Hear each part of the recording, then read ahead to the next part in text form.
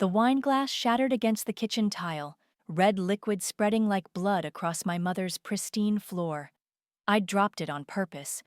It was better than throwing it at my sister's smug face. "Oh, Bethany!" Ramona's laugh tinkled through the air like broken crystal. "You can't even hold onto a glass properly. No wonder you can't hold down a real job."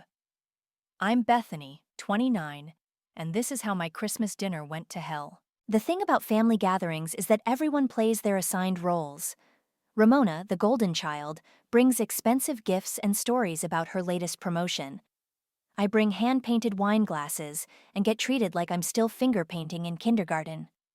"I'll clean it up," I said, already reaching for paper towels. My mother's lips pressed into a thin line. "Use the special cleaning solution under the sink," she instructed. "And be careful not to scratch the tiles." Ramona continued her story about her latest marketing campaign as I crawled around on my hands and knees. "So then the CEO personally congratulated me in front of the entire board. The commission alone was enough for the down payment on my new condo." "That's wonderful, sweetheart," Mom beamed. Dad nodded approvingly from behind his newspaper. "Speaking of work," Ramona turned her attention back to me. "Are you still doing those little computer drawings?" I straightened up, glass fragments tinkling in my palm. "Digital art. And yes, I am."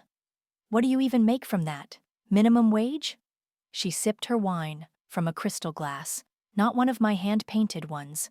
Those sat untouched in their gift bag by the door. "I do all right." "All right isn't a career, dear," Mom chimed in.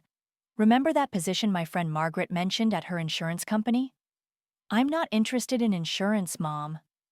"At least it's stable," Dad finally spoke up. "Art is unpredictable." Ramona pulled out her phone, manicured nails clicking against the screen. "Oh my God, look at this! My friend's kid does digital art too." She turned the phone around, showing a crude MS Paint drawing. "Basically the same thing, right?" The laughter around the table felt like needles under my skin. I smiled tightly, excusing myself to the bathroom. The halls of my childhood home seemed to close in as I walked, family photos watching me, Ramona's graduation, Ramona's first job, Ramona's awards ceremony. My art school acceptance letter never made it to these walls. In the bathroom, I gripped the marble counter and stared at my reflection. My mascara hadn't smudged. Small victories. My phone buzzed with a notification. "Commission completed. $3,500 transferred to your account." I smiled at my reflection. If they only knew. "Bethany?" Mom's voice carried through the door. "The turkey's getting cold." "Coming." I returned to find Ramona showing off her new Cartier watch. "Christmas bonus," she explained, though no one had asked. "Speaking of gifts," she gestured to my bag by the door. "Those glasses are creative, very craft fair chic. They're hand-painted with non-toxic paint specifically designed for glassware," I explained, knowing it wouldn't matter. "Each one takes about 6 hours." "6 hours?" Ramona's eyebrows shot up. "Oh, honey, you really need to value your time better. No wonder you can barely make rent." I thought about my latest commission sitting in my tablet at home, the one that would pay more than Ramona's monthly salary, about my waiting list of clients, my online store, my secret identity that had art collectors fighting over my pieces. "You're right," I said softly. "Maybe I should focus on more valuable pursuits." "Finally!" Mom clasped her hands. "Margaret's number is still—" "I think I'm going to head out early," I interrupted, standing up. "I have a deadline tomorrow." "For what, a doodle?" Ramona snickered. I grabbed my coat, leaving the wine glasses behind. Let them gather dust with their judgment. "Something like that." "Bethany," Dad called as I reached the door. "We just want what's best for you." I turned back one last time, taking in the scene. My successful sister, my disappointed parents, the untouched glasses that I'd spent days creating. Something shifted inside me, a quiet click like a lock turning. "What's best for me," I said carefully, "might surprise you." Walking to my car in the December chill, I pulled out my phone and opened my work email. The subject line read, "Urgent commission request, $15,000, corporate collection." I smiled, thinking of Ramona's watch. 15,000 would buy 3 of those. Time to show them what little computer drawings could really do. But first, I had some planning to do. "You should have seen their faces when I left," I told Kennedy, sprawled on our apartment's worn leather couch. My tablet hummed quietly as I worked on my latest commission, stylus dancing across the screen. "Girl, you need to stop torturing yourself with these dinners." Kennedy passed me a mug of coffee, peering over my shoulder at the artwork taking shape. "Especially when you're literally making more than all of them combined." Our apartment wasn't fancy. Mismatched furniture, fairy lights strung across exposed brick, and art supplies scattered everywhere. But it was home. More importantly, it was paid for. Every inch of it earned through my little computer drawings. My phone pinged. Another commission request. Speaking of which, Kennedy grabbed my phone before I could stop her. Her eyes widened. 15,000? For one piece? "Corporate client," I explained, taking my phone back. "They want a series of surreal landscapes for their new headquarters." The brief mentioned NoxVeil's signature ethereal style. Kennedy snorted. If only dear sister Ramona knew her struggling artist sibling was actually NoxVeil. "You're literally trending on Twitter right now." I pulled up my professional account. Sure enough, shared NoxVeil art was gaining traction, with collectors and critics dissecting my latest piece. The irony wasn't lost on me. My family thought I was failing, while strangers on the internet treated my work like precious artifacts. "Look at this comment," Kennedy pointed. "Would sell my soul for a NoxVeil original. Meanwhile, your mom's trying to get you to work in insurance." My tablet chimed with an email notification. The name in the sender field made me sit up straight. "Collins Burke? Why does that sound familiar?" Kennedy leaned in. "He went to college with me and Ramona," I said, opening the email. "He works in finance now, actually." I scrolled through the message. "He's the one behind the corporate commission." "Plot twist," Kennedy sang. "What's he saying?" "He wants to schedule a video call to discuss the project details. Says the CEO is a huge fan of my work." "Are you going to tell him it's you?" I thought about Collins, how he'd always been kind to me in college, before Ramona got him an internship at her firm, before he stopped returning my calls. "No," I decided. "NoxVeil doesn't do face-to-face meetings. That's my brand." "Your brand is hiding from your family's judgment," Kennedy corrected, but her tone was gentle. "You know you'll have to tell them eventually, right? You can't keep living this double life forever." My tablet pinged again. Another sale on my online store. 5,000 for a digital print. More than Ramona's precious watch. "Watch me," I muttered, just as my phone started ringing. Ramona's name flashed on the screen. Kennedy raised an eyebrow. Speaking of the devil, I let it ring 3 times before answering. "Hello? Beth?" Ramona's voice sounded strange, strained. "Are you busy?" "Working on a commission," I said truthfully. "Right, your art thing." She cleared her throat. "Listen, about Christmas dinner." "Already forgotten." Another lie. "Good, because I actually need to talk to you about something important. In person. Can we meet?" Kennedy was making exaggerated crossing motions with her arms. I ignored her. "I'm pretty swamped this week," I said, watching my tablet as another commission request came in. "Maybe next." "Please," Ramona cut in. The desperation in her voice made me pause. It's urgent." I looked at Kennedy, who was now frantically shaking her head. Then at my screen, where Collins's email sat open next to my flourishing bank account. "Fine," I said finally. "Come by tomorrow afternoon. I'll text you the address." After hanging up, Kennedy threw a cushion at me. "Are you crazy? She's just going to make you feel like crap again." "Maybe." I turned back to my tablet, adding the finishing touches to the piece that would sell for more than Ramona's monthly salary. Or maybe it's time for a different kind of family dinner. My phone buzzed with a calendar reminder. Collector's Gala, featured artist NoxVeil. You're playing with fire, Kennedy warned. I thought about Christmas dinner, about wine glasses and broken dreams and years of subtle cruelty, about bank transfers and secret identities and the sweet, slow taste of karma.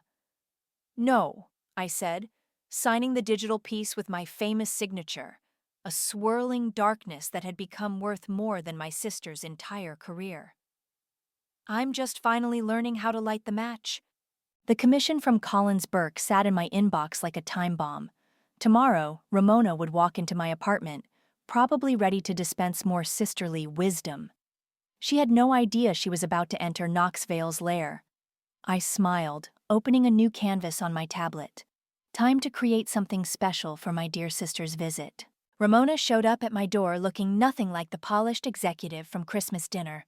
Her designer blazer was wrinkled, hair pulled back in a messy bun instead of her usual perfect blowout. The Cartier watch was conspicuously absent. "Nice place," she said, stepping inside. Her eyes darted around, taking in the art supplies, the tablets, the professional lighting setup. "Very artistic." "Thanks. Water?" I moved toward the kitchen, leaving her to hover uncertainly in my space. "Something stronger if you have it." I checked my phone. 2 p.m. Not like Ramona to drink this early. "Wine okay?" She nodded, sinking onto my couch. I poured 2 glasses, deliberately using the ones I'd painted for Christmas. Her lips twitched when she noticed, but she took it without comment. "So," I said, settling into my work chair. "What's this urgent matter?" Ramona took a long sip before speaking. "There's been some changes at work." "Oh?" "The company merged with a larger firm." She stared into her wine. "They're restructuring the marketing department." The words hung in the air. I waited. "I've been let go." I kept my face carefully neutral, though my heart did a little dance. "I'm sorry to hear that." 3 weeks severance, she continued, voice hollow. "After 8 years of service. Can you believe it? They said my position was redundant." "That must be difficult." "Difficult?" She laughed sharply. "I have a mortgage, Beth, car payments, the watch alone." She trailed off, taking another gulp of wine. My tablet chose that moment to ping. I'd forgotten to silence it. "What's that?" Ramona asked. "Work notification." "Right, your commissions." She said the word like it tasted funny.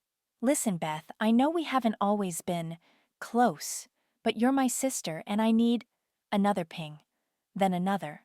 I really should have muted it. "Popular today," she noted, irritation creeping into her voice. "It's a busy time in the art world." "The art world," she repeated. "Beth, I need to ask you something. And please, be honest with me." I raised an eyebrow, waiting. "Are you doing okay? Financially, I mean? Because if you're struggling too, I completely understand, but I was hoping—" My phone lit up on the coffee table between us. A banking notification flashed across the screen. "Transfer. Complete. $25,000. Commission payment from Avery Summers." Ramona's words died in her throat. She stared at the notification, then at me, then back at the phone. "What was that?" I reached for my phone, but she was faster. Her eyes widened as she read the details. $25,000? From who? For what? "A commission," I said simply. "But—" She looked around the apartment with new eyes, really seeing it now. The professional equipment, the high-end tablets, the organized workspace. "This can't be right. Your little digital drawings." "My art," I corrected her. "And yes, it's right." "How long has this been going on?" "A while." She set down her wine glass, my hand-painted wine glass, with a sharp click. "Why didn't you tell any of us? Would you have believed me?" The question hit her like a slap. She opened her mouth, closed it again. My tablet pinged again. A message from Collins about the corporate commission. Ramona's eyes snapped to it. Is that Collins Burke?" You remember him? Of course I. She swallowed hard. We worked together. He's in private wealth management now. Why is he contacting you? I smiled, picking up my tablet. Business. Beth. Her voice cracked slightly. I need help. The mortgage. I can't. Can't what, Ramona? Can't admit that your little sister might be successful? Can't handle that my hobby pays more than your executive position did? She flinched. That's not fair. Neither was Christmas dinner, or the last 10 years of dinners. My phone lit up again. Another commission request. Ramona stared at it like it was mocking her personally. How much? She whispered. How much what? How much do you make? With your art? I pulled up my banking app, turned the screen toward her. Her face went pale. That's, she stammered, that's impossible. Nothing's impossible, Ramona. You taught me that, remember? When you told me to get a real job? She stood up abruptly, swaying slightly. I should go. Should you? I thought you needed help. Her hands clenched at her sides. I don't need your charity. No? I picked up my tablet, opened the Burke email. That's funny, because I heard your old firm is looking for a new social media manager. Entry level, of course. The color drained from her face completely. You wouldn't. I smiled, thinking of Christmas dinner, of broken wine glasses and broken dreams. Try me. What the hell was that bank alert? Ramona hadn't left. Instead, she'd planted herself on my couch, demanding answers. 25,000 for one piece? Who's paying these prices? People who appreciate art, I said, working on my tablet. The new piece for Collins was taking shape, a surreal cityscape dissolving into butterflies, the kind of doodle that would pay Ramona's mortgage for 3 months. Show me. I glanced up. Show you what? Your work. Your real work. Not those wine glasses, the stuff people are apparently throwing money at. I pulled up my professional portfolio on the larger monitor. Ramona leaned forward, her expression shifting from skepticism to something else as she scrolled through the pieces. This is different, she admitted. But NoxVeil? What kind of name is that? The kind that pays bills. My phone buzzed. Collins again. Ramona's eyes narrowed. Why is Burke so interested in your art? Business is business. No, she stood up, pacing. Collins doesn't just randomly contact artists. He manages multi-million-dollar portfolios. She stopped suddenly. How long have you been in touch with him? I shrugged. Recently. Did you tell him about me? About the layoff? Contrary to what you might think, Ramona, not everything is about you. She flinched but pressed on. I need to know what you told him. I haven't told him anything. I set down my stylus. But he told me something interesting. What? About an internship, 10 years ago. The color drained from her face. Beth. The one I applied for. The one you told me I didn't get because I wasn't qualified. I pulled up an old email from Collins. Funny how stories change over time. That was different. I was protecting you. Protecting me? By telling them I was unstable?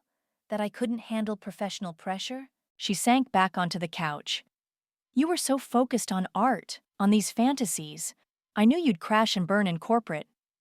So you made sure I never got the chance to try. And look how it turned out. She gestured at my workspace. You're successful doing what you love. It worked out better this way. No thanks to you. My tablet pinged again. Another commission request. Ramona's eyes locked onto it like a lifeline. Let me help, she said suddenly. What? With your business. I have experience in marketing, in client relations. I could manage your social media, handle the business side while you focus on creating. I laughed. You want to work for me? With you, she corrected quickly. As partners. Partners? I pulled up my waiting list of clients. I have a 6-month wait list, My pieces sell before I finish them. What exactly would I need you for? Exposure? Connections? I know people who… like Collins? She fell silent. Here's what's going to happen, I said, turning to face her fully. I'm going to offer you a job. Not as a partner, as an assistant. An assistant? She spat the word. You'll handle emails, schedule commissions, process invoices, entry level, like the social media position I mentioned. That's ridiculous. I was a senior executive. Was, I emphasized. Now you're unemployed with a mortgage you can't pay. Your choice. She stood up, hands shaking. You're enjoying this, aren't you? Almost as much as you enjoyed Christmas dinner. My phone lit up with another notification. Ramona glanced at it reflexively. Another 5-figure transfer. Fine, she whispered. When do I start? I smiled, opening a contract template on my computer. One more thing. You'll be working for NoxVeil, not for me. What does that mean? It means you don't tell anyone about this arrangement. Not Mom, not Dad, not your old corporate friends. As far as they know, you're working for a mysterious online artist. But why?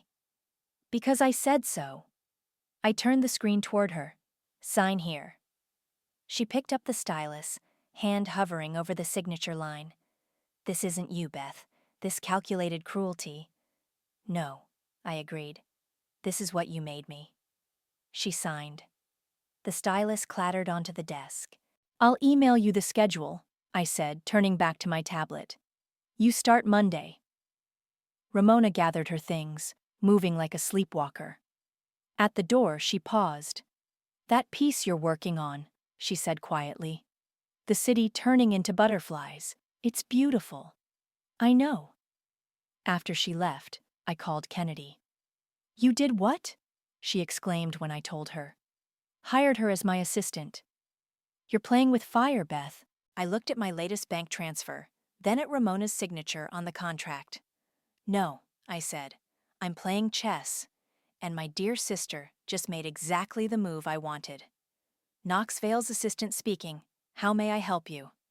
Ramona's voice was professional, practiced. 3 weeks into her new role, and she'd mastered the art of sounding humble. I sat at my desk, tablet in hand, listening to her field calls in the next room. Kennedy had helped me set up a small office space, just enough separation to maintain the illusion that Ramona worked for a mysterious artist, not her younger sister. No, I'm sorry. NoxVeil isn't available for in-person meetings, Ramona continued. But I'd be happy to discuss commission requirements. My phone buzzed. Mom, have you heard from your sister? She asked without preamble. She's been so distant lately. She's working, I said, adding shadows to my latest piece. As what? She won't tell us anything. Your father's worried she's having some sort of breakdown. I thought about Ramona, answering phones and processing invoices for the sister she'd spent years mocking. I'm sure she's fine, Mom. A commotion from the other room caught my attention. Ramona's voice had risen. I understand you're a significant collector, Mr. Summers, but NoxVeil's policy on personal appearances is very clear. I ended the call with Mom and moved closer to the door. Yes, I do have some influence with the artist, Ramona was saying. In fact, I contribute significantly to the creative process. My blood ran cold. The Butterfly City piece? Oh yes, I actually suggested the concept. NoxVeil and I collaborate quite closely. I threw the door open. Ramona jumped, phone clutched to her chest. Mr. Summers, I'll have to call you back. She ended the call, face flushing. Beth, I was just contributing to the creative process. The client was being difficult. I needed to establish authority. By claiming credit for my work? She straightened her spine, a flash of the old Ramona. I'm trying to help you maintain professional relationships. These collectors expect a certain level of what? Lies? Business acumen, she snapped. Something you clearly don't understand. Do you know who Avery Summers is? He's one of the biggest art collectors in the country. His word could make or break. My career? I laughed. My waiting list is 6 months long. I don't need your business acumen or your lies. Then why did you hire me? I stepped closer. Because watching you answer phones and process invoices for your little sister's hobby felt like justice. She recoiled as if I'd slapped her. You're punishing me. I'm paying you more than that social media position would have. To humiliate me. To teach you humility. There's a difference. My tablet pinged.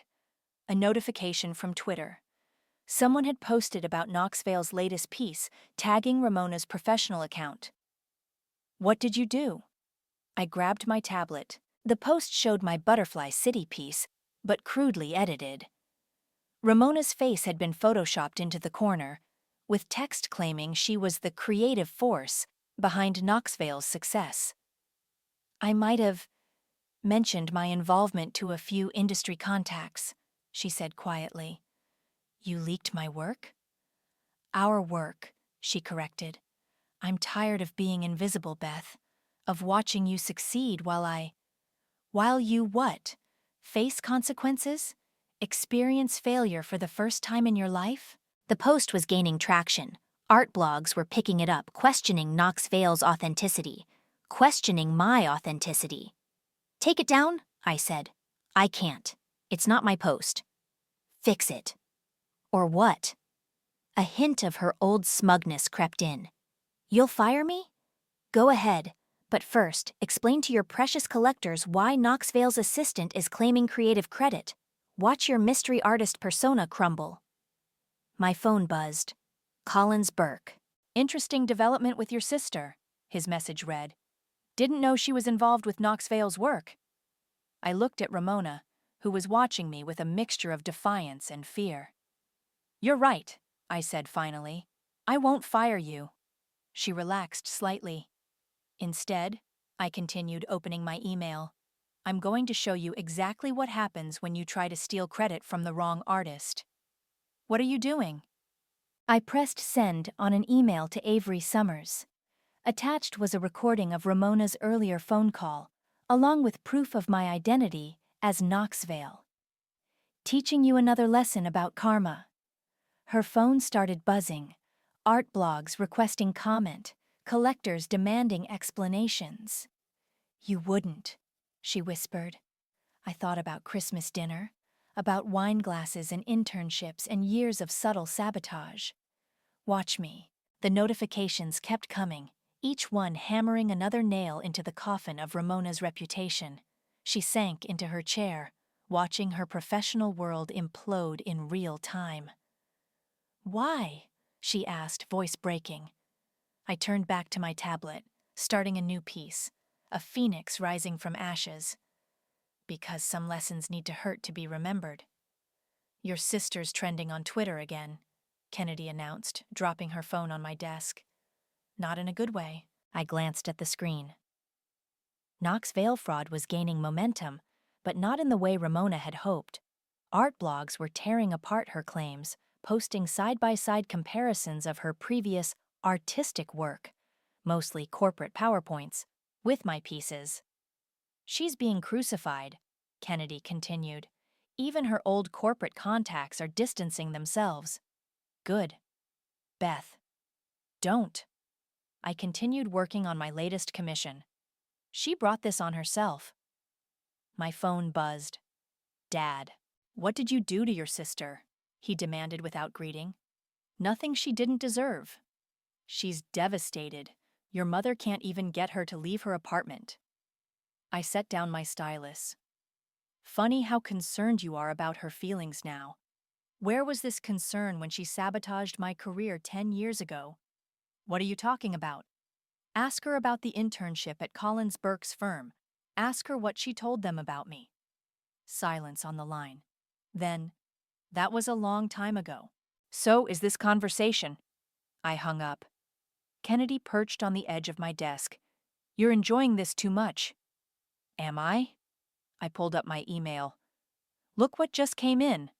She leaned over. Old financial documents? From your parents' accountant? From their retirement planner. Look at the trust fund details. Kennedy's eyes widened as she scrolled. They set up college funds for both of you, but only Ramona got access? They used my portion for her MBA. I clicked through more documents, while telling me art school was too expensive. That's messed up. That's family. I attached the documents to a new email. And now Ramona gets to see exactly what they did. Beth, wait.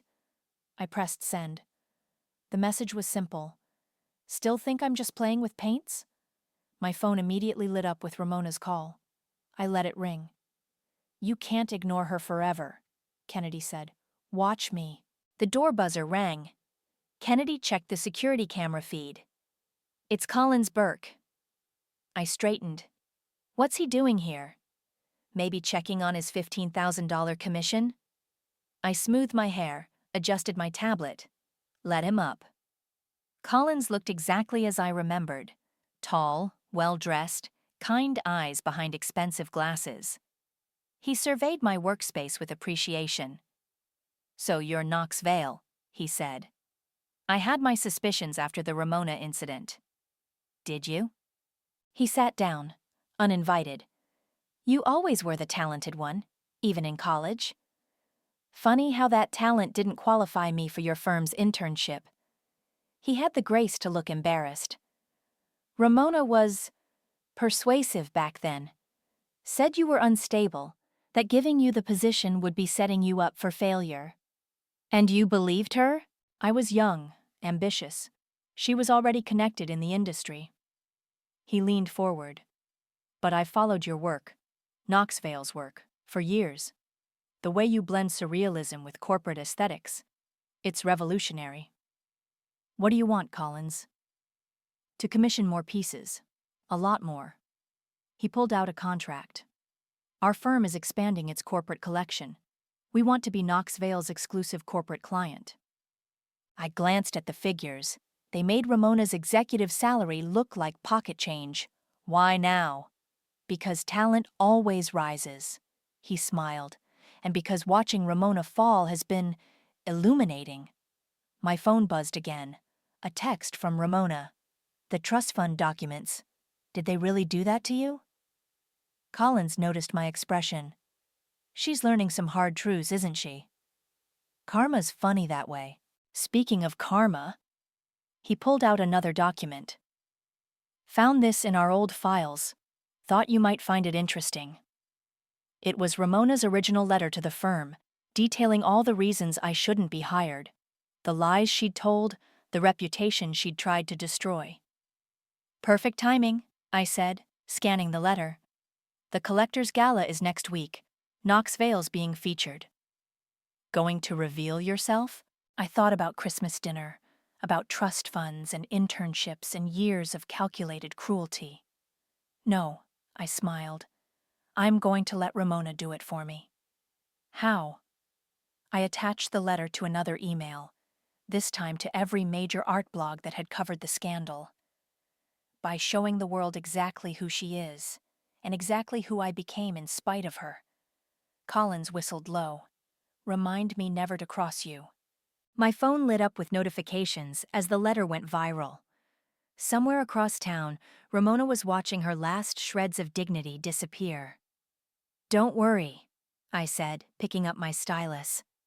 I never forget my lessons, or the people who taught them. The collector's gala buzzed with expensive perfume and whispered speculation. Everyone wanted to know, would the mysterious NoxVeil finally show? I adjusted my black cocktail dress, watching from the mezzanine as my pieces drew crowds below. The Butterfly City piece commanded the central wall, its digital display shifting subtly in the gallery lighting. Your sister's here, Kennedy murmured, appearing at my elbow in her borrowed designer dress. Where? By the bar, looking like she's seen better days. Ramona wore a dress I recognized from her executive days, but it hung loose now. Dark circles shadowed her eyes. She clutched a champagne flute like a lifeline, watching the crowd discuss my work. Ladies and gentlemen, Avery Summers took the microphone. Tonight we celebrate an artist who has revolutionized digital art. My phone buzzed. Mom, are you coming to the gala? Ramona says your work is being featured. I smiled, typing back, "Already here." As many of you know, Summers continued, NoxVeil's identity has been a subject of intense speculation, particularly given recent controversies. Ramona flinched visibly. But tonight, we have something special. A new piece, unveiled for the first time. The lights dimmed. A massive screen descended from the ceiling. "No," Ramona whispered, loud enough to carry in the sudden quiet. The image appeared. Her letter to Collins's firm, blown up in high resolution. Every lie, every manipulation exposed in elegant typography. Beside it, a series of images began to play. My rejected art school acceptance, the trust fund documents, years of family photos showing Ramona's triumphs and my absence. "What is this?" My father's voice cut through the murmurs. He and Mom stood near the entrance, staring at the evidence of their favoritism displayed like art. "The truth," I said, descending the stairs. The crowd parted. Ramona's champagne glass slipped from her fingers, shattering on the marble floor. "Beth!" Mom's hand flew to her throat. You're NoxVeil?" Surprise. I reached the bottom of the stairs. Though I'm sure Ramona already figured it out. "This is private family business," Dad started, but Summers cut him off. "On the contrary," he gestured to the screens, "this is art in its purest form, truth transformed into beauty." He turned to me. "The pieces make even more sense now, knowing their context." Ramona stepped forward, swaying slightly. "Beth, please. Enough." "Enough?" I laughed. "Like when you told Collins's firm I was unstable? Like when you watched Mom and Dad give you my college fund?" "I was wrong," she said, voice breaking. "I was jealous and scared and wrong. Please, I'm sorry." The gallery had gone silent, watching our family drama unfold like performance art. "Sorry doesn't pay back 10 years of sabotage." "Then what does?" she demanded. "What do you want from me?" I pulled out my phone, opened Twitter. "A public confession. Tell them who you really are, who I really am." "Beth," Mom stepped forward, "this isn't you." "No," I agreed. "This is who you made me." Ramona took my phone with trembling hands, started typing. "To all my followers," she read aloud, voice carrying in the hushed gallery. "I need to confess something. My sister Beth is NoxVeil. I tried to destroy her career once. Instead, she became something extraordinary. While I pretended to be successful, she actually succeeded. I'm sorry, Beth, I'm so sorry." She pressed send. The notification echoed through dozens of phones in the room. "And now," Summers raised his glass, "the moment we've been waiting for. NoxVeil's latest piece is up for auction, starting at $100,000. The Butterfly City piece illuminated. Bids started flying.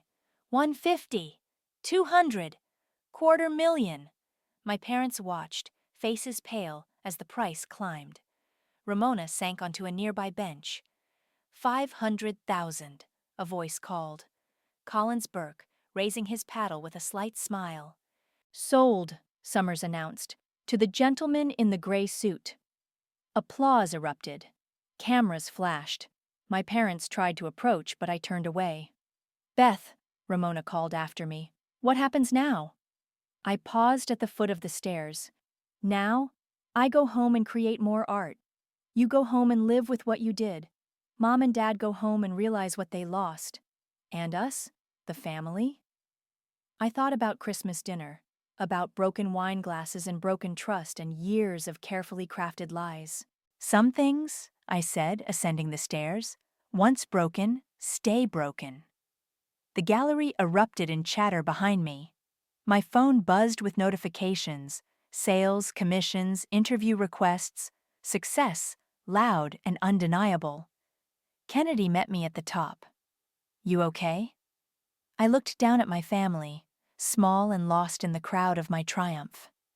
"No," I said honestly, "but I'm free."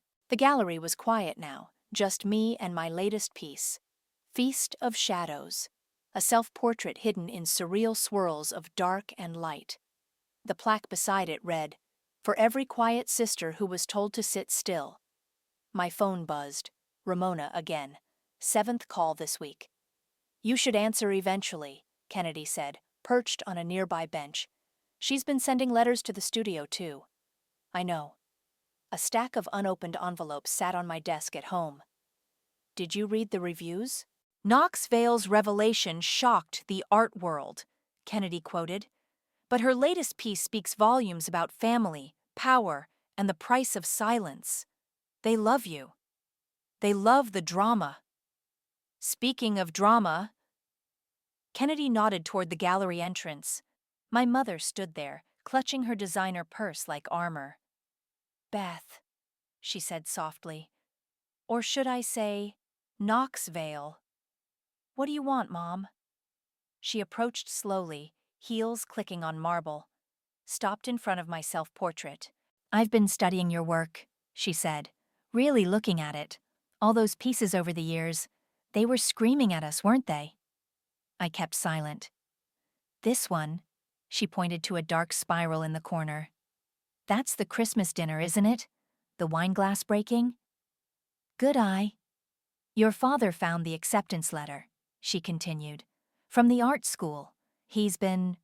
We've both been. Save it." "No." Her voice hardened. "You got your moment at the gala. Now I want mine." Kennedy stood to leave, but I grabbed her hand. "Stay." Mom took a deep breath. "We were wrong. Horrible. Terribly wrong. About everything. The trust fund. The support. The way we treated your art." She gestured at the gallery. "Look what you created, despite us. Not because of us." "Despite you," I corrected. "Because of Kennedy. Because of every fan who bought my work when you were calling it childish." "I know." She opened her purse, pulled out a check. "The trust fund money, with interest." I laughed. "I made that much last week." "It's not about the money." Her hand shook. "It's about admitting what we did, starting to make it right." My phone buzzed again.